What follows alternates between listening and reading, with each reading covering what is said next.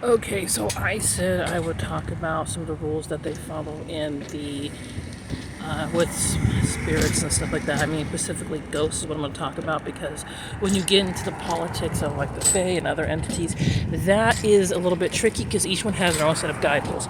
So to expect each one's going to have a different set of guide rules. It's just going to be a given. Okay, so first off, when you're dealing with a ghost, they're going to come into two categories.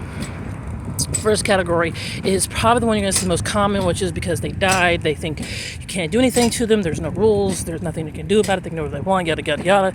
So expect them to lie, manipulate, or whatever. They're not always going to be honest. There's going to be the other kinds, which still hold on to this set of conduct, which is where you're going to know about because they're supposed to. They have their own set of rules too. They're supposed to follow a certain rule of conduct, which means, like the Fae, your wording and what you say is going to be very important. Watch your language. Don't agree to something you don't intend to do. Don't break your promise. Try to be as honest as you can. And if you have to lie because you don't trust them, then you do a half-truth. Because it's not technically lying, and you can get through on the loophole on that. Which, people go as to lying is lying. Actually, with them, no, it's not. If it's not a pure lie, then it's not a lie. It's this gray area. Which, of course, will frustrate them, but, of course, if you do it right enough, they won't be too offended by it. Okay, now, getting into this more seriously,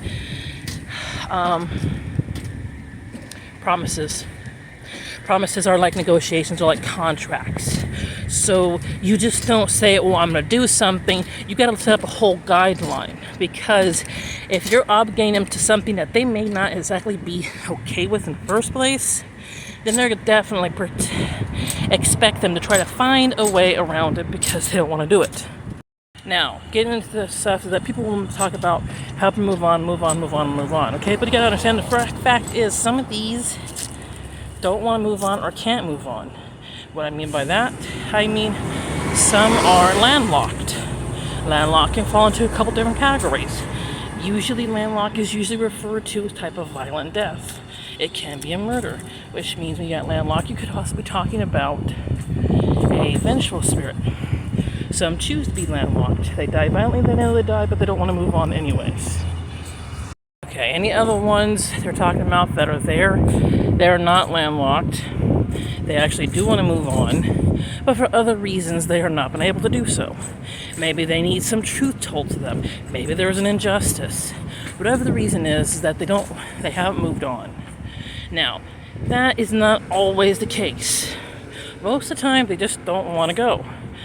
Because the afterlife, as I have been told many times, is not exactly the way we know it to be. Which, of course, by the rules, I am not actually permitted to discuss that with you. Because I am a psychic, I'm also a death witch, so I have to follow certain rules too.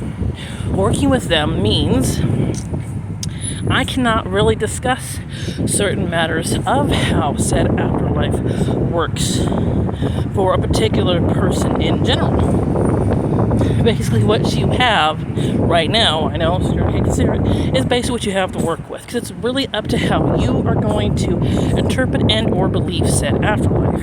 It is not up to me to do that. That has always been up to you. Okay. So let's go over, talk about that and the afterlife and all that aspect. Okay, so basically the rules are kind of like the Fae, basically, yeah. I mean, they're not going to be as pissed off. Really, it's probably easier than with a ghost. But, that whole shit with, like, the Exorcist and all that crap, not real. It's not. It's usually a ghost. And what I'm going to tell you is going to make a lot more sense than being a demon. Because when a ghost passes on, and this is the truth, they're disconnected. They don't feel things the way we do. And you've been here for, like, let's say average life is 70 to 80 years, right? Okay, you've been here 70 to 80 years. Suddenly you can't feel anything. Wouldn't you want to go back? A lot of them do. Even though they're in pain. Some of them go, well, hell, I'd rather feel anything rather than feel nothing.